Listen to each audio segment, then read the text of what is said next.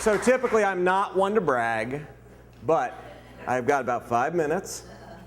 My wife's not here, so let's light this candle. I want to tell you about the time that I beat a 2-time state champion at the Solanco alumni / homecoming cross-country race. It was pretty amazing, and I'd like to take you through that moment. Now, I get what you're saying. This story did take place several years ago before I was collecting IPAs 12 ounces at a time, okay? But it's important that you know this story because he was truly a 2-time winner of state cross-country championships. Now, for those of you who are not long-distance runners, I want to explain to you, there's basically 3 types of runners in a race. There are the fast ones. It's difficult to know which ones those are. They're the ones who win the race, okay? And then there are the ones at the very, very back. And we've all seen them. They're the ones, they're chugging on laboriously. They're not necessarily built for running, but they do it, and the crowds love them. These are the Spud Webbs of basketball. These are the Rudies of football, and the crowds cheer them all on. And then in the middle, you have everybody else, and we refer to them as the pack.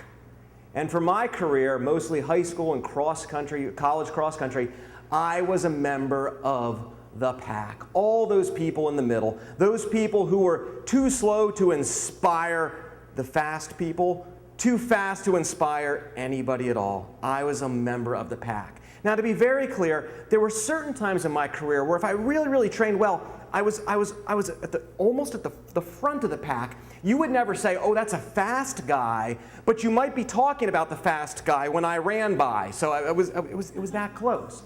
So I was that close. And several years ago, as I was coming up on this Solanco alumni homecoming cross-country race, I had been training really well, and I was almost at my fastest, which is a long way of saying I was this close to good, okay? So I went to this race, and I knew we were going to be running against the current cross-country team, and I couldn't beat the current runners. Those kids, they're not burdened by mortgages or beer bellies or life. But there would be other alumni there, and I wanted to beat Glenn. Now, I get it. There's probably not a whole lot of Solanco cross-country historians in the room. But you need to understand that Glenn Weimer was a 2-time state champion. We're talking about a team that for 30 years did not have a losing season. And I'd heard rumors that Glenn was going to be at the alumni race. The same Glenn Weimer who was a member of the Solanco Cross Country Hall of Fame. The same Glenn Weimer whose name hung from the rafters in the gymnasium. And I was pretty fit back then. I was running a lot, I was racing a lot. I thought, I can do it. I'm going to beat Glenn at this race. I'm going to know what it's like to be, if not the fastest guy there, at least the fastest old guy there. So I show up to this race, and I go and I pay my $10, and I get my little t-shirt.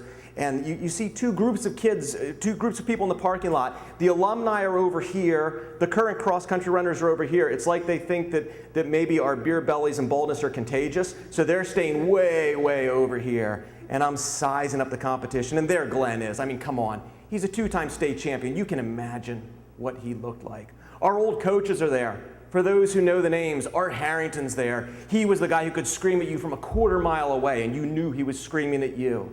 There was his co-coach, John Wagner. We all called him Wags. And if Harrington was there to make sure we won, Wags was there to make sure we didn't quit, because quitting was worse, because then we would have to forfeit. And they were like, well, let's see what you guys can do. And of course, Glenn was there, and I'm like, it's going down. It's going down, Glenn. Are you ready? And the gun goes off. Now those young pups, they take off. They're running super, super fast. And I settle in beside Glenn. And I'm telling you, his movement is amazing. This is what a 2-time state champion looks like. And we're older men, so we're huffing and puffing, and we're trying to find the perfect gear. But it's really, really hard to do. But eventually, I settle in, and I see what Glenn does. You see an amazing runner. He's cutting the tangents, and I'm saying to myself, is this how you become a state champion? You understand how to run from this corner to this corner to this corner. And then I think, no, that's not it. He just picked better parents than me. He's got really good genes. And he's going on to mile 1.5, and he is just chugging and chugging and chugging along. Well, an amazing thing happened at mile 2. You see, I knew Glenn was a state champion at the 2 mile, but I also knew that the longer the race went, the better I got. And as Glenn's superiority kind of peaked and started to come down, my mediocrity started to plateau. And I found myself running right beside Glenn Weimer. Did I mention he's a 2-time state champion? I settle in beside Glenn, and I realize this is going to be the time. This is going to be the time that I'm the winner. I'm the guy. And I follow him right to the end. And I kick across the line, beating Glenn Weimer. Coach Wags comes over to me and goes, "Hey, nice run, Marcus." And I said, I just beat Glenn Weimer. And he goes, "Well, I would hope so. The guy's almost 60.